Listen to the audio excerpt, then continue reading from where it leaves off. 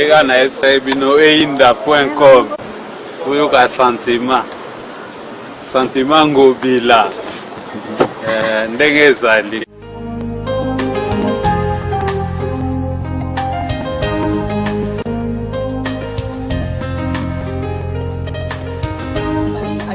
Moko ya solo ya sûr avec JPX.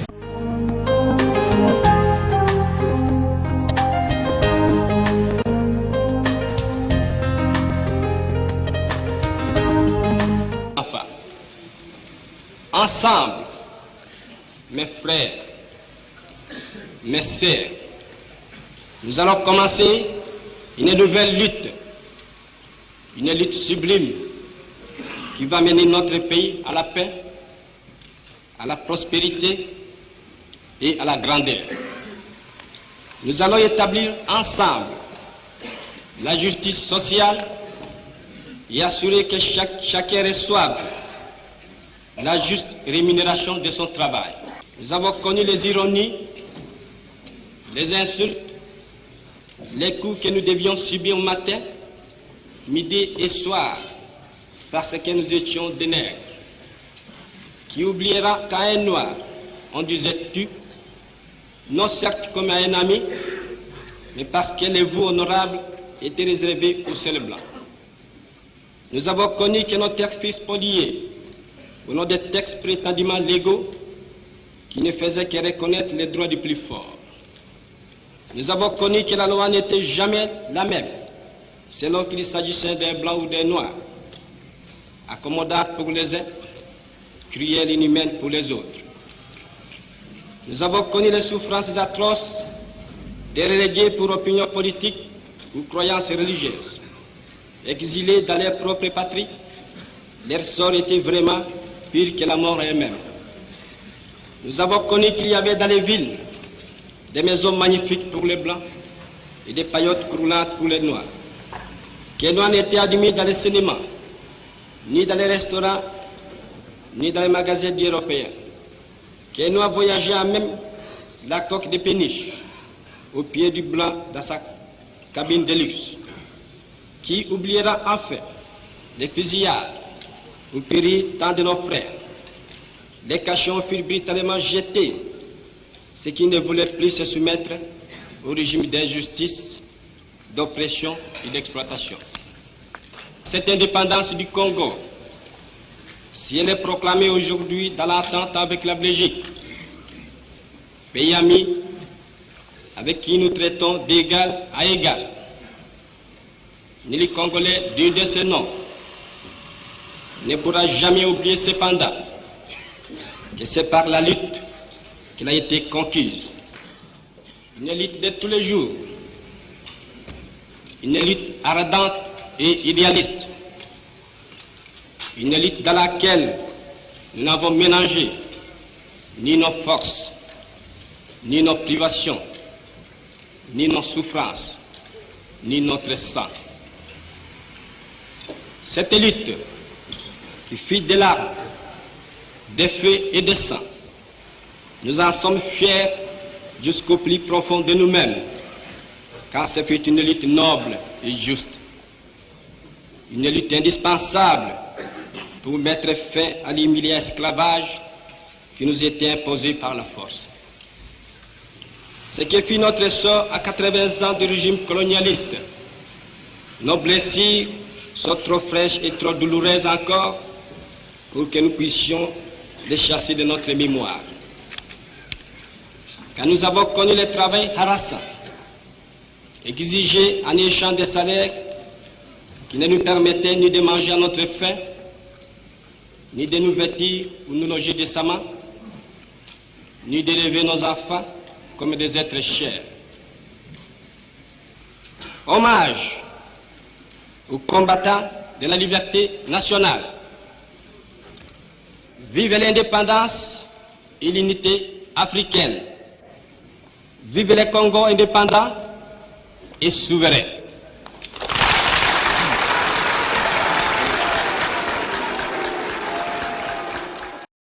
Lelo vraiment biso toye pour l'indépendance, il fallait que normalement to fêter pour comprendre qu'il y a 52 ans, Congolais a toujours indépendant et a dépendre de la bâtiment Kobo.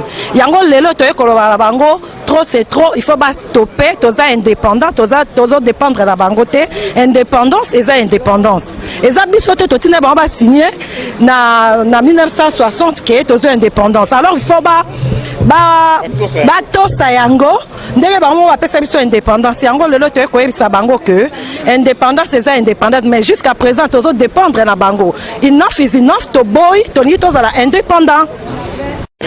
Ok, merci mingi na repesanga maloba ndeko na ngai amoni nga na ye tolobaka nde mama tolobawa indépendance tosengaki bango nde bapesaka biso yango mais ti lelo oyo tozozala indépendant te.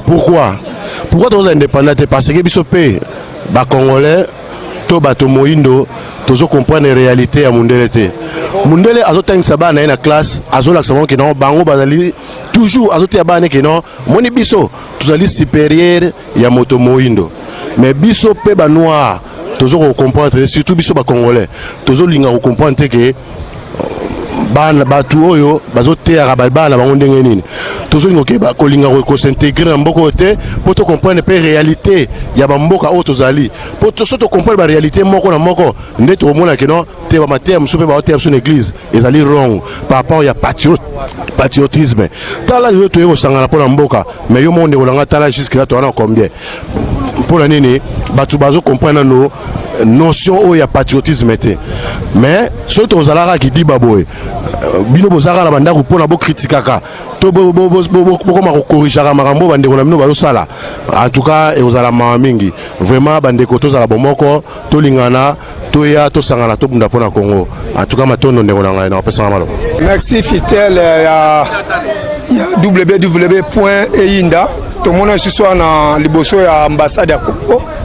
Ambassade oyo nazo yebisa bino eza ambassade ya ba vampire ya ba criminel ya ba assassin yango na biso to bito combattre bango jusqu'à ti na libération Congo nazo regretter mingi te pour présence abato yawa bango nde bazo comprendre situation ya mboka mais muto atika na ndako comprendre situation ya mboka te yango nazo yebisa bato bayaka na makambo te ha mboko za mboka na bino te eza ba mboka ba anglais biso ba mboka biso za Congo alors ta ba bengisa bino makambo boy il faut boyaka mais so bo moni ke moyen ya koyaka na makambo ezate boye biso so ke bozo utiliser passeport mboka wete eza mboka na bino boyaka makambo mboka so bozo ya te donc eza mawa mingi ya na biso tozali na bandeko po na biso memo ekoti ba police ba ebele laksike événement leki malamu biso to fêtaka indépendance te et puis na loba ngo tout moment ke na Congo tozo indépendance te ceux qui na Congo tozo indépendance ne pe ki miengeza na mboka mais jusqu'à présent ba maman na biso baza violé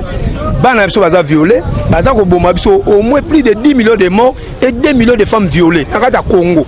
Bon si yo zo mona mboka no ba bomi 10 millions de morts bazo violé 2 millions de mamans mais au boy no ko ya au faino na ndako mais au moins là on a l'église dimanche ba tondi et puis banda ba on do sambela to tuna nan et c'est l'oni se chanza ba vie na bino et l'oni ba se chanza ba vie na bino bo sambela ba 15 ba 20 lo mo chanza te ya na minga ko lobeza te biso to ye awa tozo comprendre pourquoi to ya tozo ya pour te dire que gouvernement za na kata Congo eza ba vampire ya ba génocidaire ya ba criminel ya ba assassin bazo donc batu mabe boyebi mais tozo sabino tozo combattre jusqu'au bout et puis jusqu'à libération Congo donc nde tozo boto sepeli bandeko baye ba comprendre to tala makamba Congo na ndenga quantité te qualité c'est très important. Yo peut-être un journaliste c'est que vous comprendre que les amboko na ifona comme en tout cas merci na Fistel merci na Inda. Bon na zo ba pona bandika so ba congolais to lo ba ka bla bla bla la libanda mboka yango mboka teka mi ekei orebo ya to indépendance exacte to ali boso ambassade boya indépendance na Congo exacte ti le to ka ba umbu to lingi to zonga mboka soka na maboka na biso moko indépendance ba ko 52 exacte pour que ti le pas ces ans en Congo violer les ba ko violer ba maman bana est-ce que indépendance exacte dans la carte passe toujours communauté congolaise ngana za maman Charlotte toye le loko sangana pona to lakisa bato que bitumba to lembi yango te bitumba ezali toujours lutte eza continuer indépendance lelo le 30 juin indépendance ezali te tozali toujours na esclavage alors naza kosenga bino nyonso bapapa bamama bakongolais bazali awa botelema tosilisa likambo oyo biso moko il faut tobundela mboka na biso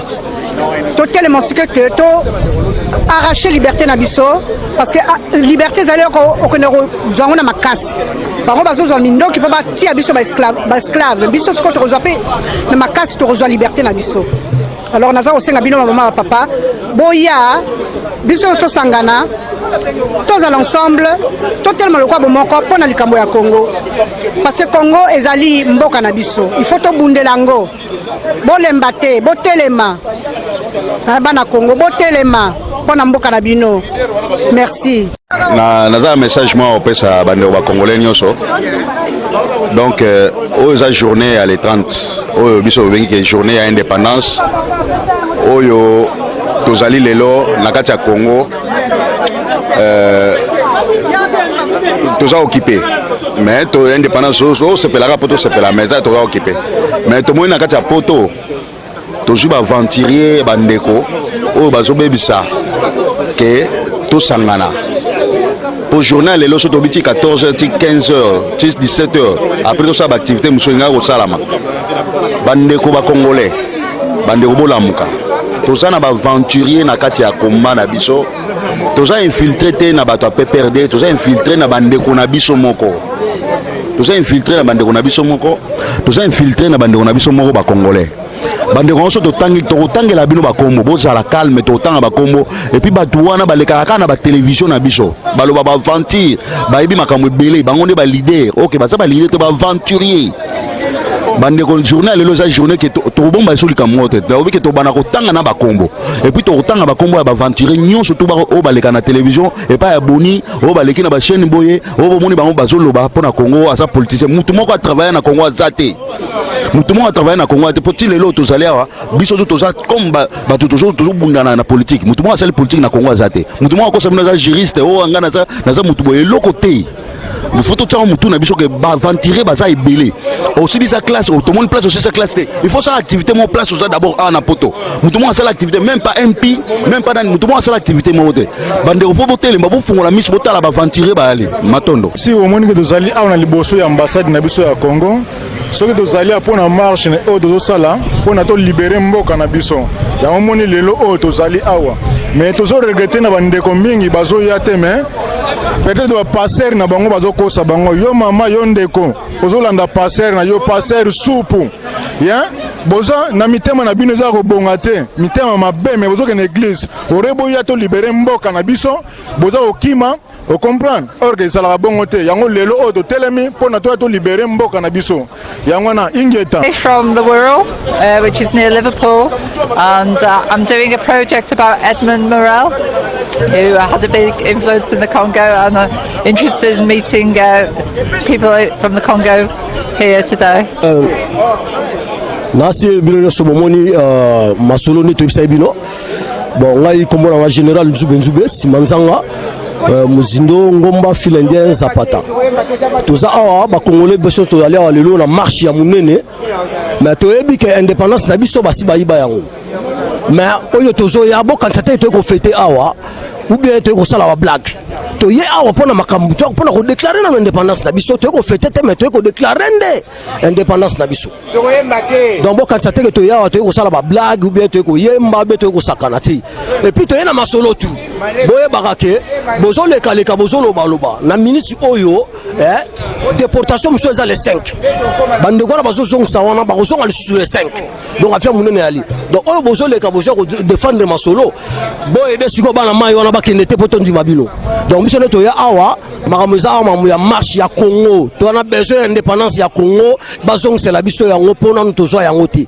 ba mindele tellement que ba osaka esprit na biso donc yango moni ko man photo za ka unité le kitu on met tout ça unité to ko masolo to yawa bato azokufa na mboka alors comme tango oyo tozo sala méditation bato ko kufa mikolo 52 ans d'indépendance Mais Kimia Ezate, c'est une aberration. Une aberration incompréhensible de éviter ce qui est au salon sous Ndengenini, mais ngana monique solution est à moko. Puisque ce que kimia bato mone la yo. Il faut ndeko simba mandoki kobunda siko solution finale yangwana. Donc 52 ans de tristesse, de douleur. Mukolo mokote bato ba sepela na Congo. Mukolo mokote est ya Congo occupé avec un plan soi-disant de balkanisation. Ils n'arriveront pas. Jamais. Le Congo ne sera jamais balkanisé. Il restera un et un seul. Mais à son excellence, monsieur le président Etienne Tshisekedi Mulumba, donc opportunité à exercer le pouvoir naé.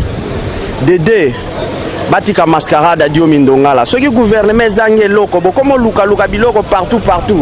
Mais si quand on changer le système, bobomi combattant mon lakin, donc matanga vous à l'ambassade, to koti lettre, matanga bandi, banda lundi, 10 jours bakokunda, donc l'ambassade.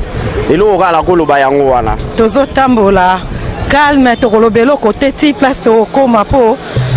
Bande relation va couper belé pour na Congo. Tu as vraiment besoin d'indépendance totale. Tu as besoin d'honorer Makila, on se va couper pour na Congo yango, l'autre tambola na mawa motema, to gangate to koyembate ti na destination na mission. Merci.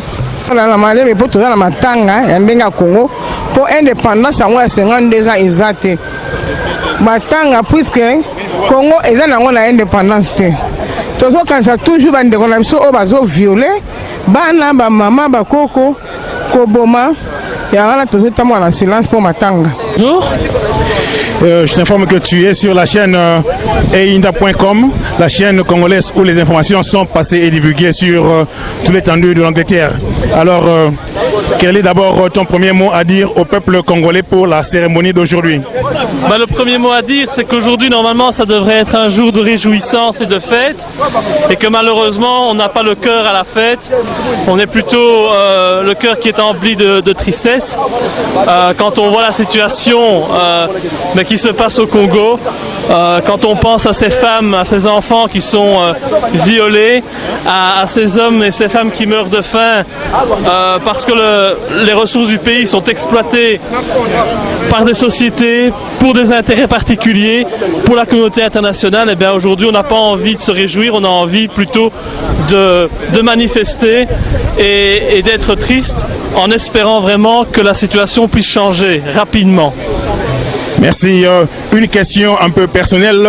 Qu'est-ce que tu penses des personnes qui organisent des fêtes ou des concerts dans une date comme aujourd'hui?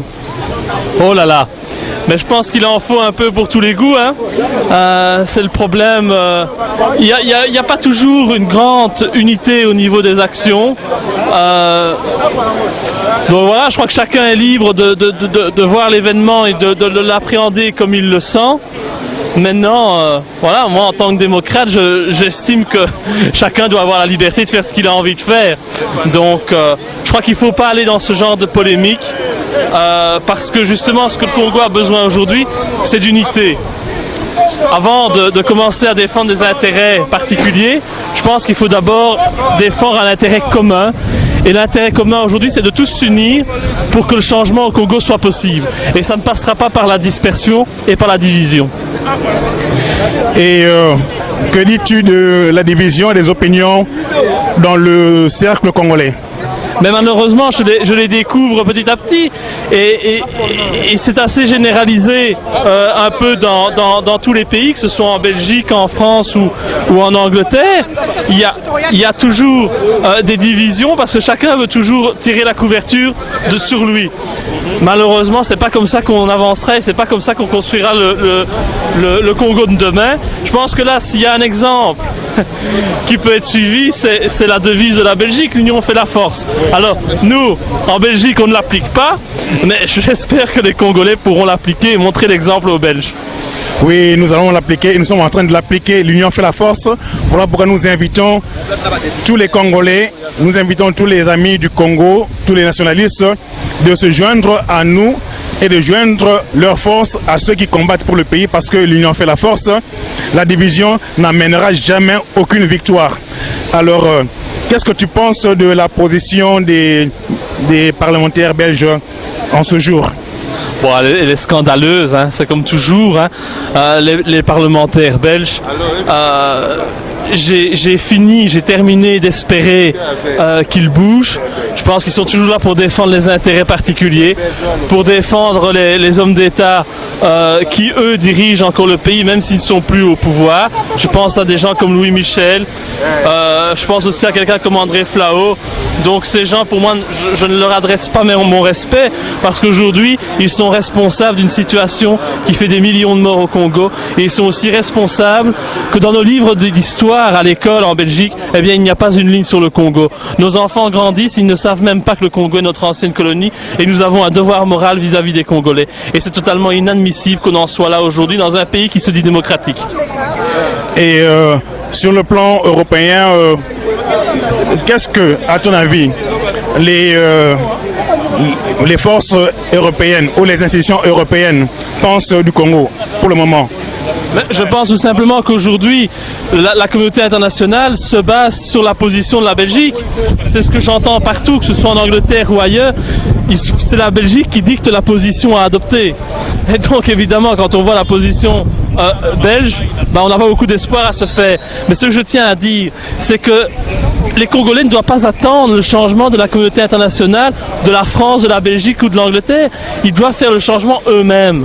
Et ce changement, il se fera sur place, en construisant les élites politiques de demain, qui pourront faire en sorte que ce pays, eh bien, accède véritablement à l'indépendance et au développement, parce qu'avec les richesses dont dispose le Congo, il n'est pas normal qu'il y ait encore 70% de la population qui vivent dans la pauvreté. C'est totalement inadmissible. Il y a des personnes, entre autres des Congolais, qui disent que les marches, les manifestations et les lettres et autres pressions qu'on fait au gouvernement ne portent pas tellement d'impact. Qu'est-ce que tu penses de cette affirmation? Si on reste dans son fauteuil en se tournant les pouces, c'est sûr que ça ne va pas bouger plus non plus. Donc c'est exact que pour le moment il n'y a pas de résultat concret sur le terrain, parce que je pense sincèrement que le résultat concret viendra du Congo. Il faut investir au Congo, il faut véritablement se mobiliser au Congo. Comment voulez-vous changer un pays de l'extérieur? Un pays ne se change que de l'intérieur, avec des responsables politiques qui ont en tête l'intérêt commun et la volonté de sortir la population de la misère. Ce n'est pas en manifestant à Londres ou à Bruxelles que l'on va changer le Congo, c'est une évidence. Mais on permet ainsi à attirer l'attention des passants sur la situation au Congo, parce que personne n'en parle. Et il faut aussi qu'il y ait un changement de mentalité au niveau de l'opinion publique. Parce qu'aujourd'hui, si on écoute les infos, eh bien, l'opinion publique est totalement désinformée puisqu'on ne lui dit pas la réalité. Je n'entends pas à la télévision qu'on parle des femmes violées au Kivu. Je n'entends pas qu'on parle de ces personnes qui meurent de faim tous les jours parce qu'il n'y a pas suffisamment à manger. Donc c'est à nous à le montrer. Et pour le montrer, il n'y a qu'une seule solution, c'est de multiplier les actions. Et être dans la rue, c'est une de ces actions parmi d'autres. Donc, si je comprends bien, marcher dans la rue ne va pas changer les choses, mais c'est une des actions que nous pouvons faire pour amener le changement, la prise de conscience dans la tête des Congolais et l'information envers la communauté internationale. Ça se passe par les marches, par les lettres et par autres moyens de médias. Merci beaucoup pour ton intervention. Merci. En fistel, moi, je suis en train de comprendre. Laurent Louis, aza Belge, atiki Belgique et nakata mboko. Azo marché na biso na bandoko musu oti Belgique. Bazo marché na biso. Ko banda na ambassade ya Congo, tina nomba 10 na Dani Street. Yoso Congolo fani na ndaku, après le qui na internet, on ndeni bo tika makamna bino ya ba Belge. Tu préfères ba Belge que yo Congolo fani na ndaku. Mais oui, il y a Tambolit. C'est un sacrifice à Sali. Atiki Belgique, a été nakata ya UK awa. Atiki mwasna bana. Aiko marché na biso. Bongo mutu aboye penza biso so to lobela na ndenga bien après bino motelemeli biso. Na bino mino ingeta. Ba papa ba mama ezala bana. Ba bundela mboka na kati ya ndaku te to bima mokile mo na biso. topesa message epa bamindele bamona bosala biso tozeka bafacebook tozoloba partout na bainternet mais sikoyo na marche bozomonana te tande toa mokie bakongole toya combien baparti politique eza ebele na londres mponi te koyokana tozala bomoko so toza bomoko te en tout cas eza donc maa mingi tolakisa combat te bandeko nanga tocontinue tozala na patience tant que toya patiente donc mboka na biso ekoavancer toujours mais tant que toza oyo alekibo donc kokabwana en tout cas ebongisaka te toluka toarrange tozala bomoko tobundela mboka na biso ekomi na maboka barwandais totelema papa mama mwana telema c'est le moment ya kobundela mboka ekomokende mboka ezokende boyaka bamarche tobundela mboka partout bozali ezala kisasa ata baboyi bobima kaka si Egypte lelo ta baninga lelo basala révolution mais sikoyo suka batie bango président bango oyo balingaki omoni donc tobundela tanke tokobunda mboka te kabila wana akozalaka kaka ata kei ata basali nyonso tu bakotia rwandais mosusu mpo nini tovai na biso boye tozobundela mboka te bamarche tozomonana te message wana azalaki na wango wana. On est là, moi personnellement, pour les femmes violées. En tant qu'une femme, ça me fait mal, j'ai des larmes aux yeux. Eh ben voilà, avec tout ce qui se passe chez nous au Congo, en tout cas, ça passe, bandeko totelema tobundela mabele ya bakoko na biso, voilà. Right. The thing that is to be said tonight is that we are walking. Today should be a day of happiness, a day of rejoicing, but this is a day of mourning for the Congolese people. And the reason why we're mourning is because although we have been 52 years independent, politically, economically, the Congolese people is not doing so well. Now, I've grown up here, but I still believe that for Africa to go ahead, we all have to get together and to stand as one person.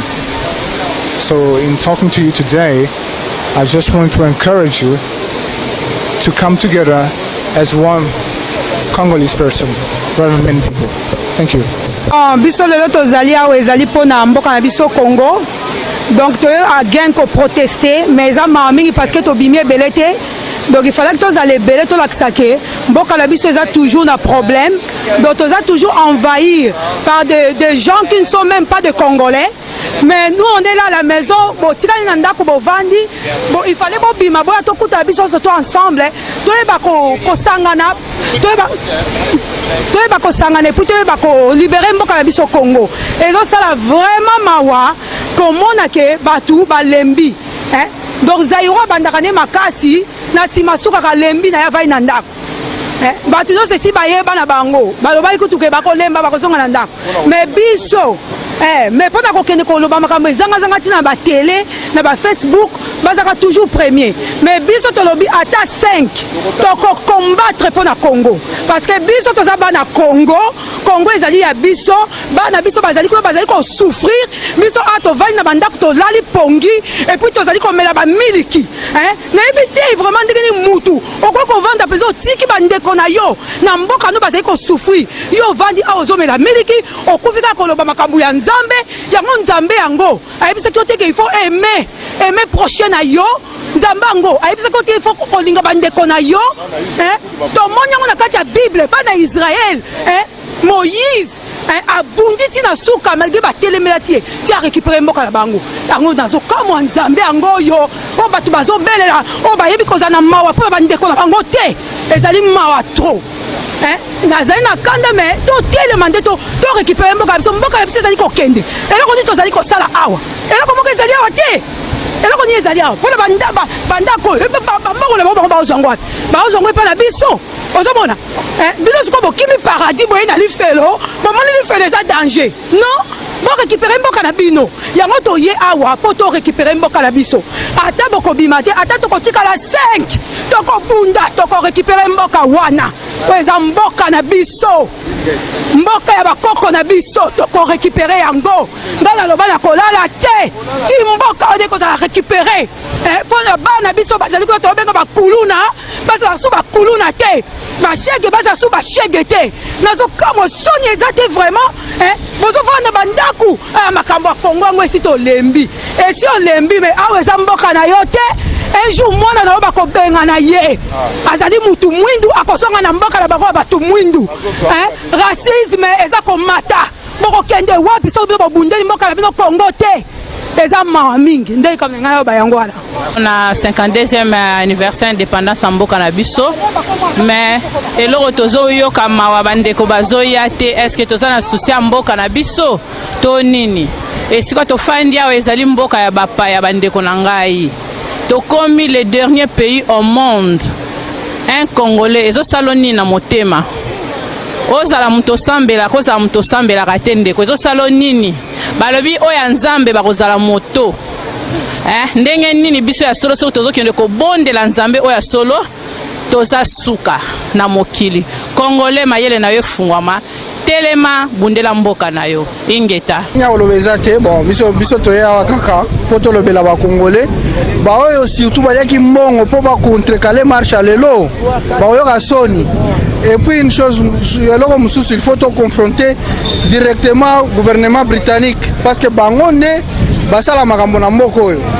bango nde bazala likolo babelge kuna bazala na eloko te alors nazobenga bino nyonso bacongolais partout bozali lelo bosala marche po topase message ke non bayeba ke bazoboma bandeko na biso il faut batika RC koki tosi totimbeli bango baoyo mpe baliaki mbongo toza na liste tokolanda moko tokosilisa na bango yango nyonso nazali nango akoloba yango wana merci opesinga parole totamboli leo le 30 juin 1912 totamboli banda na ambassade ya Congo ti awa na Downing Street na bureau ya premier ministre ya Angleterre toye kolela koyebisa bango ba message eze ebele mutu na mutasimbi message libaya ezoloba makambo donc pona Congo kaka tozana elo msute ya kosala tozoloba pona Congo tolingi Congo vraiment eza libéré Congo ezala libre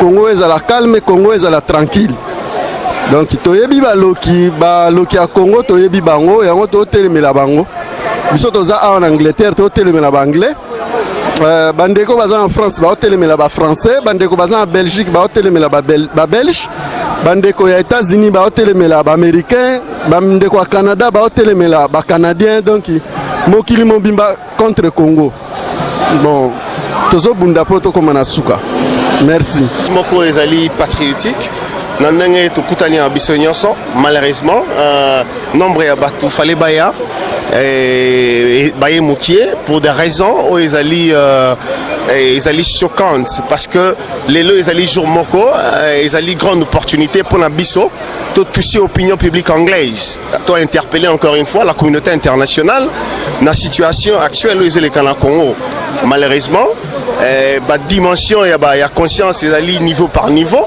et dans la Batmusu bazo célébrer, je ne sais pas pourquoi Toko célébrer les lots. Et ça y est, le 30 juin, nous ne sommes pas là pour célébrer, mais plutôt pour interpeller la communauté internationale. Donc voilà, tous allés à voir, tous à la marche, tout comme ça message nabiso, où ils allaient message, il y a changement pour le Congo, changement au Tobaniko Sengango il y a 4 ans, toujours continuer toujours. Et puis voilà, tous en Ambetsen, petit 17h, toujours combattre pour l'amour de notre patrie. Et vous le savez, aujourd'hui, nous subissons la dictature internationale. La dictature qui a amené le pays à la ruine, le peuple à la misère et aujourd'hui à la guerre. Mais il faut continuer toujours à combattre pour le pays. Et je sais que la victoire est certaine.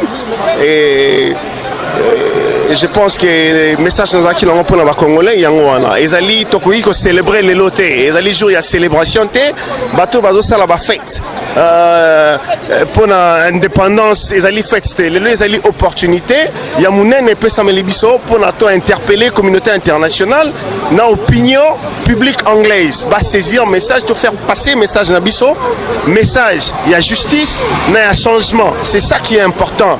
Donc, tout ce qui a célébré le 30 juin, parce que jamais nous allons indépendants. Les lois ont occasion pour t'expliquer que réellement, nous sommes indépendants, mais nous ne sommes pas encore indépendants. Donc, continuer comme un titre comme indépendant. Voilà le message. Merci.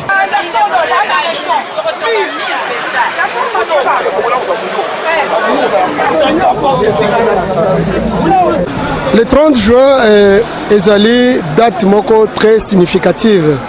Dans le sens que ezali jour oyo nos parents bakoko na biso bazwaka indépendance qui dit liberté qui dit touti na boumbu ya bapaya to komisiko libre. Alors cette indépendance de yango mon lelo to telemiao pona ko dénoncer que indépendance to zwaka et duraka juste 3 mois.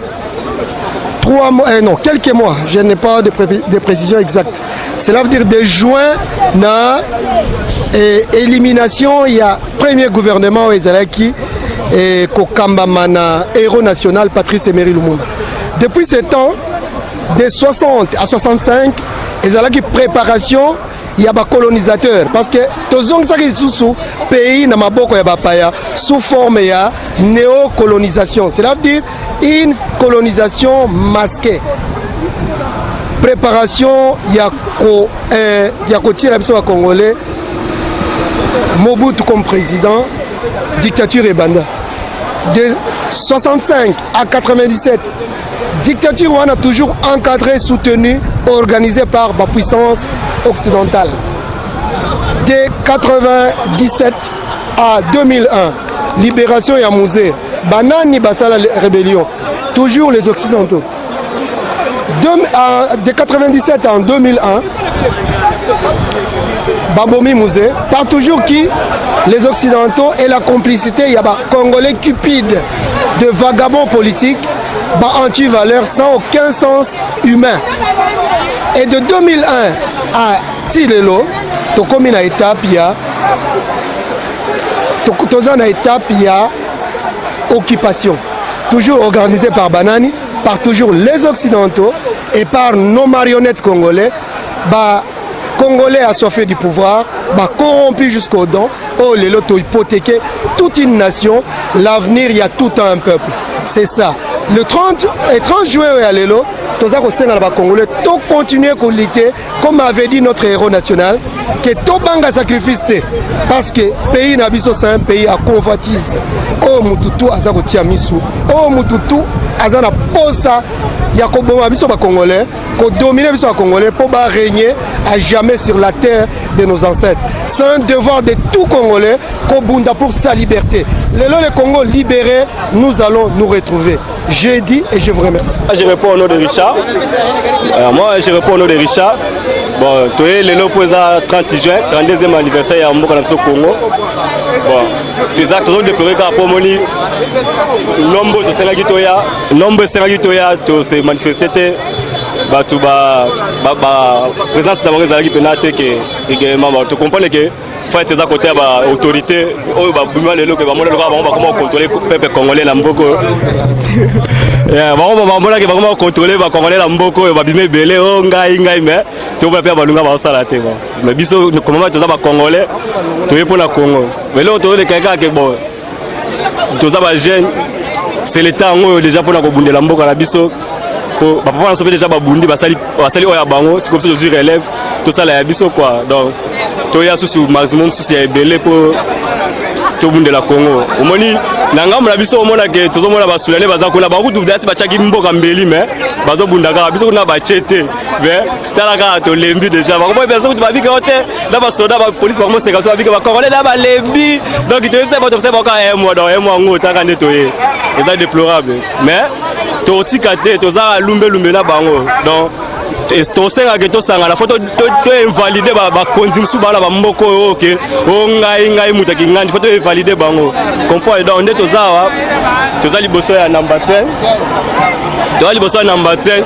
bamona kana oyo basali biso na mboka biso toza tozomanifeste mpo nango donc nasengaka bao batikala bandako next time bapusana baya tobunda su together jeune oyo baa na Congo bomoni bajeune baza mpona futur baza bafutur oyo ekoya omoni soki lelo bajeune botelemi nayebi ke sufu mpo naza vrai kinois donc congolais vrai kinois lisusu nayebi ke événement elekaka ya baétudiant na oyo bamanifestaka contre mécontentement contre oni abangaka akendemaka na Brazzaville soki lelo bajeune base manifeste contre ke baambassade tout oyo ezake oyo ya Grande-Bretagne oyo ya Belgique ya France ke bandi kodeside ke isifi ata ambassadeur akufa tokomona ke victoire na biso kotelema soki lelo base manifeste ke ambassadeur ya Belgique lelo moto ambassade ya Belgique moto ambassade ya Grande-Bretagne moto oyo ya US ya Canada tozwa victoire kutu toza suna besoin te ko ba milice ya ke po ba intervention mais tozi déjà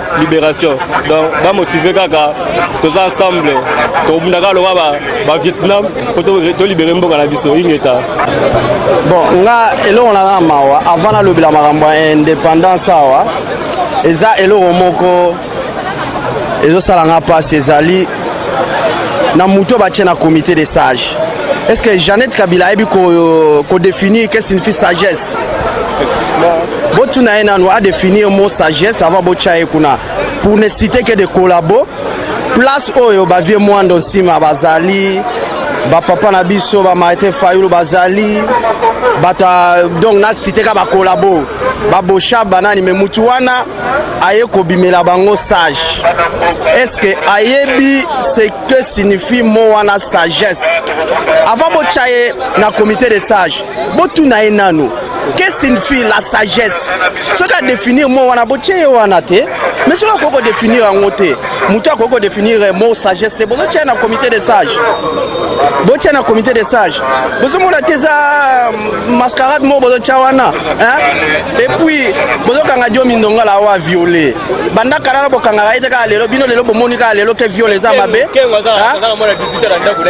bino lelo boyebi ke violé za mabe botika mascarade wana soki bozana eloko akosala te botika papa na biso wana a gouverner après botikela président na biso imperium bana mboka bozomona penda ke toza ya kolala te toza ya kotelema peuple congolais ya Angleterre mobimba telemi lisusu banguna bakanisaki tolali mais botala plein oyo tosali donc elingi balakisa ke peuple congolais aza na méchant ya bapoint oyo bayibaki na baélection atelemeli yango aza na méchant ya banguna oyo balingi badistraire combat bakokoka te ndeko Fistel yo moko tala ndenge toye ebele bandeko bauti ba province bauti libanda ba Bruxelles ba France bana tu bayali awa au conseil de la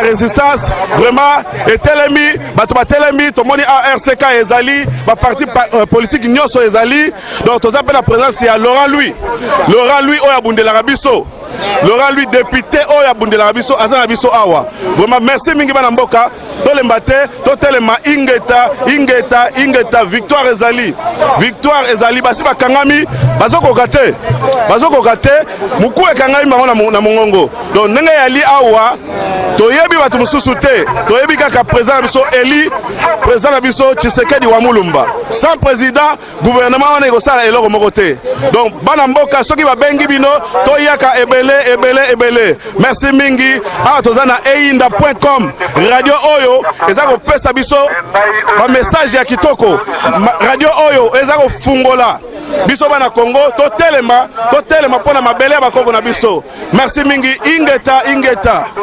Ok, alors tozopesa un message na peuple congolais toza vraiment dessus surtout ba pasteur oyo bosali un pas sur un pas derrière alors tolinga sabino boyenini ba jour ya ba moment oyo lokola ba 30 juin ba date historique il faut toye ba kailo nini eza kolakisa na peuple congolais on tue baza kosakana na mboka na biso mais toza koencourager bato wana. Alors toza kosenga na membre nyonso oyo ayebi ke avant yo ozala membre oza congolais. Alors congolais aza moto ya salité te, congolais azalaka eloko oyo balobi na esala boye asali. Alors soki bino bozomona ke mboka wana Congo ekomi lokola mboka kaka bakabola yango so basala ndenge nini eza mawa tro. Toza koloba message toboyi ba division, union fait la force, Aparako, Général Mounene, IDPS, biso ba membre de IDPS, on est d'accord. Et si on a déjà interview et puis on a le sur awa.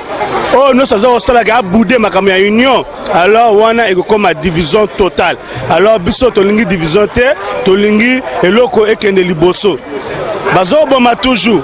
Balevaki ndongala bovani nien. Alors tozo kende wap, to suka wap. Alors peuple congolais Téléma, tous allons na parlement mercredi. Ba parlementaire o ba beng saki mama, bango nyonso bazalaki te mais activiste. Totalaki film Shebeya vraiment ezama watro. Ezama watro. Ande kona ngai to Téléma.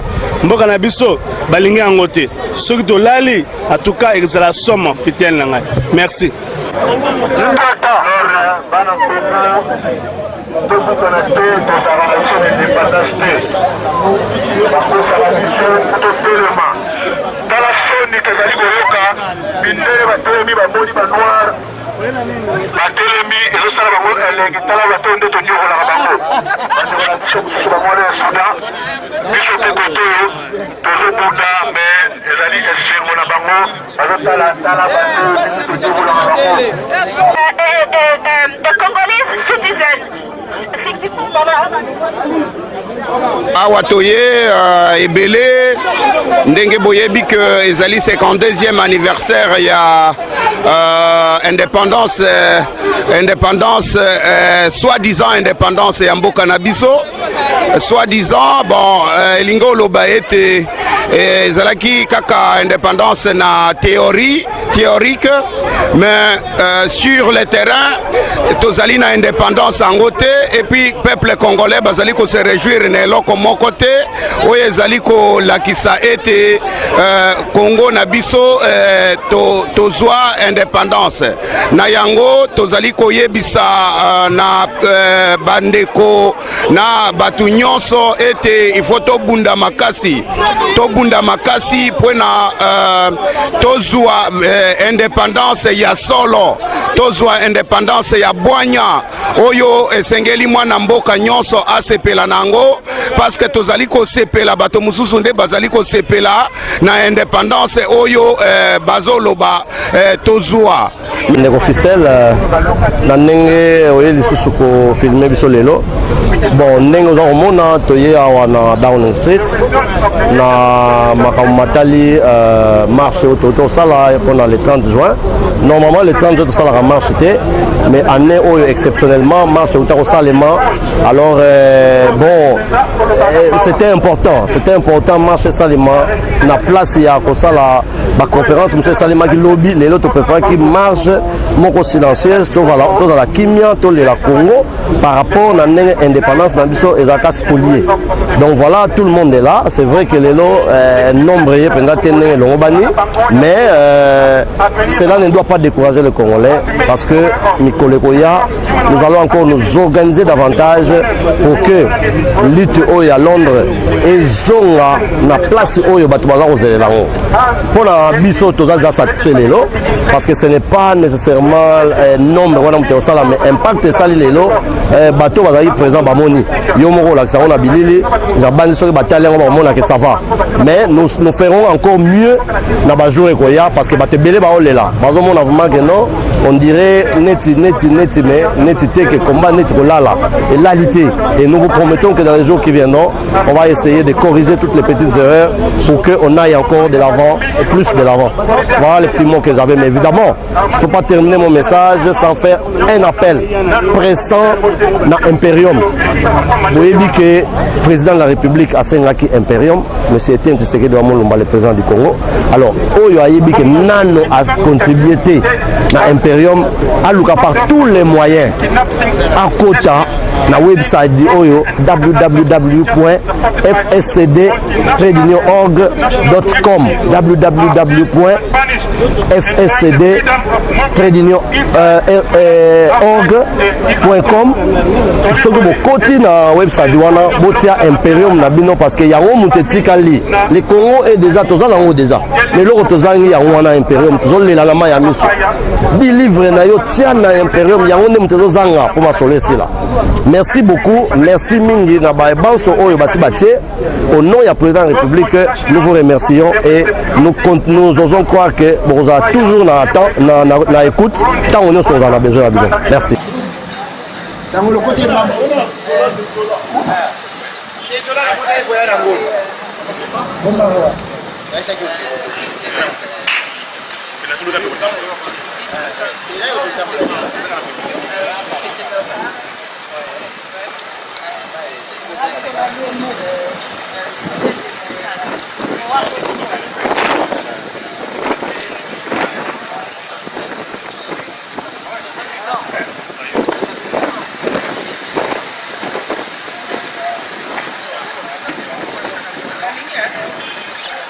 kushoto Kindandi hesabu wote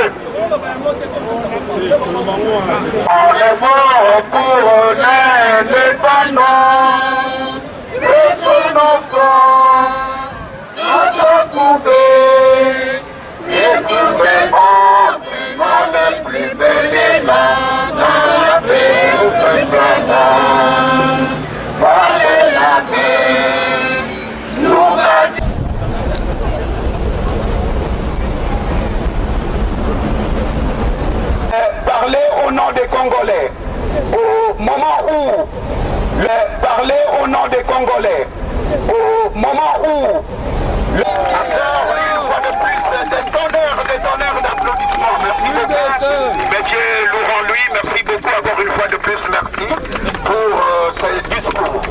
Nous continuons notre programme. Mesdames, Mesdemoiselles et Messieurs, Banambos. Oyo ezali mokanda ekotaki na bureau ya Premier Ministre ya mokonzi ya mboka oyo. Memorandum to the Prime Minister of the United Kingdom. Mokanda ekomelami na mokonzi ya mboka oyo Royaume-Uni Premier Ministre. Tina Mokanda, objet, request for through independence of the Democratic Republic of the Congo. Bana Congo bazali kosenga independence ya solo. Ya munokote kasi ya solo. We, the undersigned, address this memorandum to the Prime Minister. Biso by Oyo, to the Koloba, to Pesi Mokanda na Premier Ministre, pona Koloba Boeti. To challenge the United Nations for their vital role to bring peace and security in the Congolese territory, especially in the Eastern Congo. Toza kosenga mokonzi mboka oyo alobela bato na Nations Unies tina na mosala na bango oyo ezali ya komema kimia na kati na mabele ya Congo mingi penza kuna na est na ngambo ya est. And to lobby the international community to actively recognize the DR Congo as an independent and sovereign state. Asenga aibisa na baninga nyonso na communauté internationale ete bandima ete Congo ezali mboka indépendant pe ezali souverain. Background masolo ya sima. On this 52nd anniversary of the nominal independence of the Democratic Republic of the Congo, we, the Congolese people residing in the United Kingdom, have decided to hold a peaceful march as in funeral procession into protest against the occupation of the DR Congo by foreign forces. Na mokolo oyo ya 52e anniversaire ya indépendance ya Congo Pamba ya mboka na biso ba Congolais oyo tovandi na Royaume-Uni tozali bongo kotambola to marche ya kimia lokola bato bazali na matanga na oyo nyonso eza kosalema na mboka na biso ekangami na bato ya mboka mosusu bapaya. And its invasion by rebel troops and the rule of Mr. Joseph Kabila, objectively incompetent to be the head of such a vast and rich country. Pe tozali kotele emela ndenge mboka na biso emelami na ba troupe ya ba rebelle. Pe na ndenge tambusami na moto oto bengi Kabila Kanambe oyo azali na makoki ti azali incompétent ya kozala moto ya mboka telema monene mpe eza na bozwi ya mingi. Prenez la parole pour qu'il adresse le mot qu'il a préparé pour nous ce soir, justement avec tout le respect du monde. Monsieur Laurent, lui, vous avez le micro.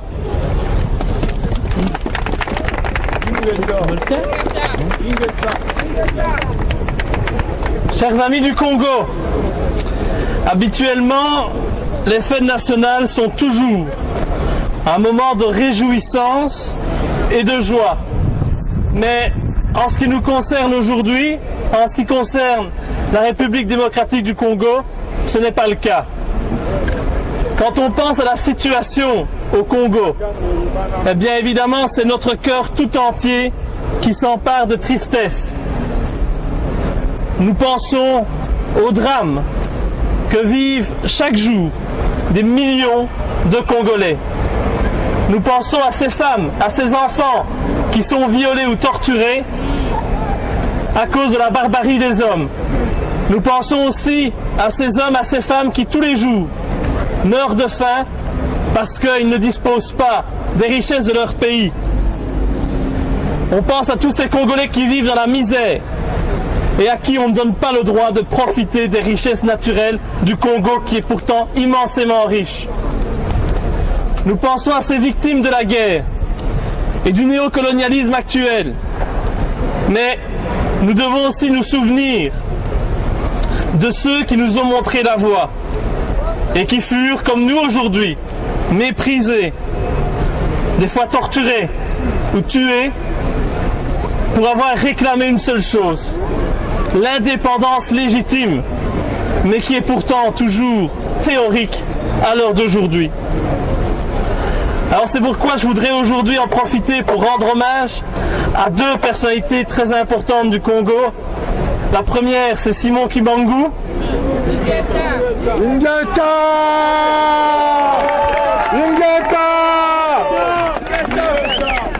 Qui a été arrêté, emprisonné, condamné à mort par mon pays, tout simplement parce que il avait dit qu'un jour, eh bien, les nègres deviendraient des blancs et les blancs deviendraient des nègres. Et ça, l'autorité ne pouvait pas. Et l'autorité belge ne pouvait pas accepter cela.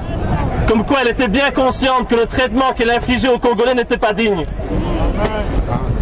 La deuxième personne que nous devons saluer aujourd'hui, c'est Patrice Lumumba, évidemment. Qui a eu le courage de dire devant le roi Baudouin à l'époque de l'indépendance tous les méfaits de la colonisation et tous les méfaits des crimes commis par la Belgique pendant des années au Congo. Et ces personnes, nous devons perpétuer leurs actions pour libérer le Congo de ceux qui ne voient en ce pays aujourd'hui qu'un magasin hard discount à ciel ouvert où on peut se servir allègrement et à moindre frais. Je crois qu'il faut vraiment changer cette situation parce qu'il est temps, et il faut le dire, il est temps que l'Afrique appartienne aux Africains et que le Congo appartienne aux Congolais.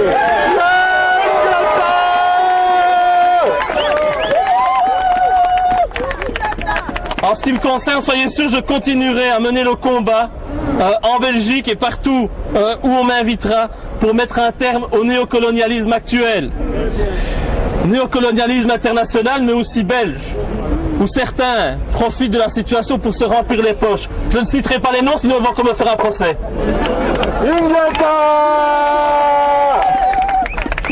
Mais à côté de cette ingérence belge, aujourd'hui, il y a l'ingérence internationale. Mais il y a aussi l'ingérence chinoise, où là les Chinois maintenant commencent à venir de plus en plus en Afrique pour profiter des richesses également. C'est inacceptable.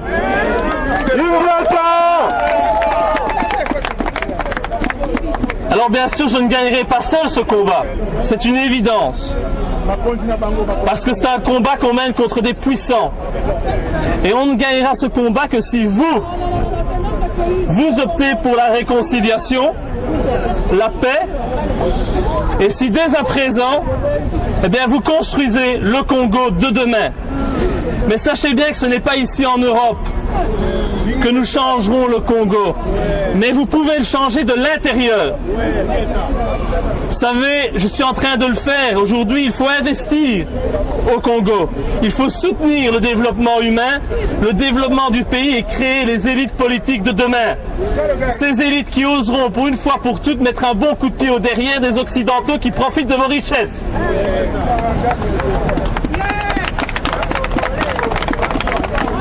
Pour terminer, sachez juste que vous êtes la force du changement, mais il faut que vous vous unissiez pour que ce changement se réalise dans la paix et la fraternité.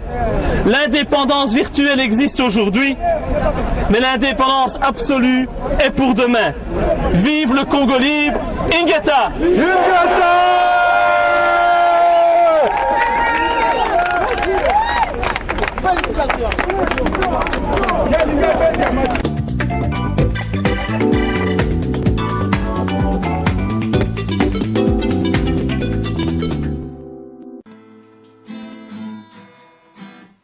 Bote na bino, comment on a réalisé ce niveau, dans un mannequin, ambassadrice de CF de Congo. Rôle nanga et ambassadrice, eza pour nous supporter et identifier ba initiative ya bien pour nous progrès dans le développement ya Congo. Biso tous au courant, il y a problème tous dans le Congo pour le moment, il y a que tous un manque d'électricité. Et puis tant qu'on est katanaka, batumingi, batilisaka babougie et lampe collement. Et ça n'a pas risque et belé et ça bien pour la santé. Et aussi, ils ont la dépense parce que à chaque fois il faut sommer. Et on les lot, ils ont un plaisir à trop, il y a que présenter une miracle solaire. La lampe, il y a miracle solaire, utilise la énergie à moyen. Donc, il y a le baquet. Mutute akoyi kozanga mwinda même si kore katani. Balampe ya miracle solaire ils ont 100% sans danger et aussi tant qu'on sommes bien au salon de façon ils ont seulement 30 livres stellaires. Donc sauf la bande qu'on a eu le Congo et aussi au somba qu'on a eu moko ce que nous ça voyage. Sauf qui olini au changer lampe na yo c'est simple. Tiens, on les bat dans la moelle pour quelques heures et après, quand on vous a appris à utiliser, Balam qui a miracle solaire, et sa solution, Oyo, Bandeko, na ban camarades, bazan a besoin au Congo. Donc, ko hésitez, bengalelo.